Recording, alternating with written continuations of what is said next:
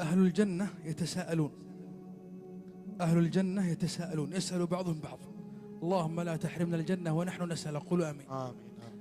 تخيلوا، تأملوا المشهد يا جماعة، والقرآن يجيب. تخيل أنهم في الجنة نسأل الله من فضله ويسألون بعض. الله أكبر. يقول الله جل جلاله، اسمع القرآن. لو تجي هنا شيخ.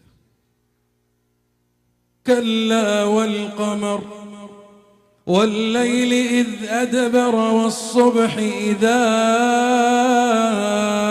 أسفر إنها لإحدى الكبر نذيرا للبشر لمن شاء منكم أن يتقدم أو يتأخر كل نفس بما كسبت رهينة إلا أصحاب اليمين في جنات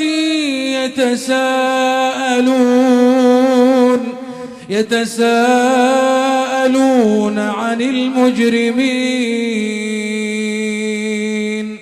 ما سلككم في سقر. وش اللي دخلكم النار؟ أول سبب قالوا لم نك من المصلين، قالوا لم نك من المصلين. ألا يكفيك؟ القرآن يجيب. طيب تعال، الناس كلهم في هم، في قلق، في توتر، في شقاء إلا المصلين. ولهذا وش يقول الله جل جلاله؟ إن الإنسان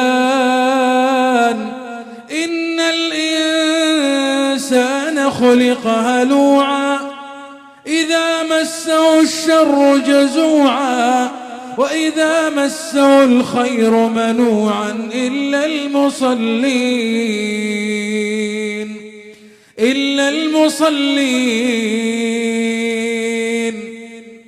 الذين هم على صلاتهم دائمون.